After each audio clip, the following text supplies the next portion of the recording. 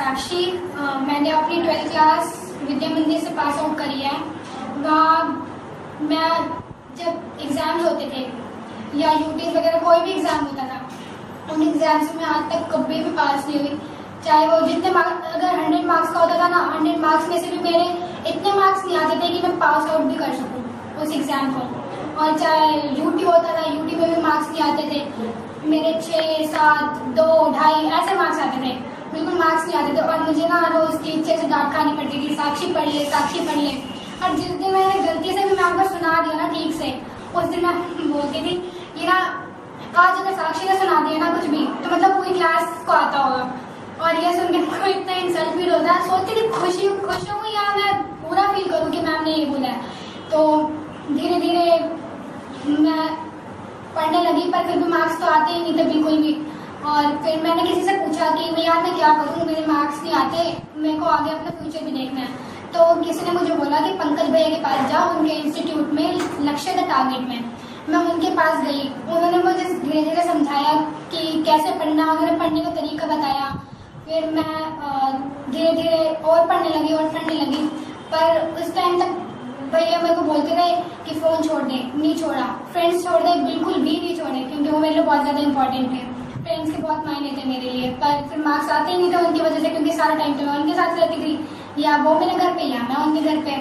तो भैया ने बोला कि मेरी बात मान जा, छोड़ दे इन लोगों को।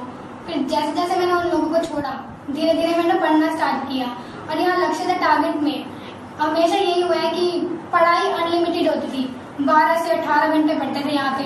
सुबह 6 बजे आते थे, शाम को 6 बजे जाते थे। और ये टाइम 12 घंटे कब बीत जाते थे पढ़ते पढ़ते पता ही नहीं लगता था, शाम हो जाती थी।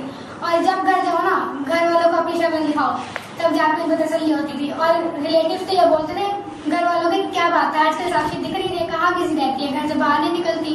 और फिर जब उन्हें पता लगता था कि मैं 12-12 घंटे ट्यूशन में रहती हूँ, वहाँ पढ़ती हूँ, तो उन्होंने मेरा बहुत मजाक बनाया कि क्या कर लेगी इतनी देर जाके ट्यूशन, वैसे तो पढ़ती नहीं है, वहाँ पे जाके तीर मार लेगी।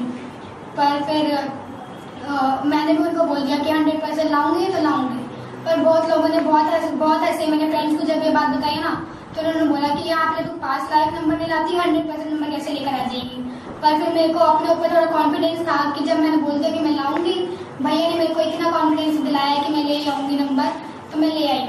और अब मेरे को इतनी खुशी हो रही है कि जिस चीज़ की टीचर्स को उम्मीद नहीं थी, मेरे स्कूल टीचर्स को, आज जब वो मेरे मार्क्स देखते हैं कि साक्षी इतने स्कोर कर लाई, तो उनको बहुत खुशी होती है। क्योंकि स्टार्टिंग में जब मेरे मार्क्स नहीं आते थे, तो उन्होंने ना मेरे पापा को बहुत बातें सुनाई थी कि ये पास नहीं होती स्कूल में, फाइनल में, बोर्ड में कैसे पास हो जाएगी। और जब अब उन्होंने मेरा रिजल्ट देखा तो वो एकदम से सारे शॉक हो गए, क्योंकि टीचर्स ने वहाँ पे मेरे रिजल्ट खोल के देखा था पापा के सामने। तो जब उन्होंने मेरा रिजल्ट देखा तो एकदम शॉक हो गए कि अचानक से, जब यहाँ पे तो पढ़ती थी स्कूल में, तब तो मार्क्स लाई नहीं, और वहाँ पता नहीं इसने क्या किया है, इतने अच्छे मार्क्स लेके आ गई है, पास हो गई है। और एक दिन तो ऐसा आया था यहाँ पे, मैंने ना स्कूल जाना छोड़ दिया था जनवरी में, क्योंकि यहाँ पे पूरा दिन ट्यूशन आना होता था। और एक दिन ऐसे आया था जब मैं और मेरी फ्रेंड, हम दोनों 3 दिन सोए नहीं थे, 3 दिन लगातार पढ़े थे, रात को पूरी रात पढ़ते थे। फिर सुबह 6 बजे यहाँ पे ट्यूशन आना होता था, यहाँ पे पढ़ते थे लक्ष्य इंस्टीट्यूट में। नींद आती थी, पर फिर नींद को हमने कंट्रोल करना सीख लिया। और एक दिन ऐसे आ गए थे कि जब तक रात को पढ़ो ना 2-3 बजे तब तक नींद ही नहीं आती थी। फिर रात को 3-4 बजे तक पढ़े, 1-8 घंटा सोए और फिर वापस ट्यूशन।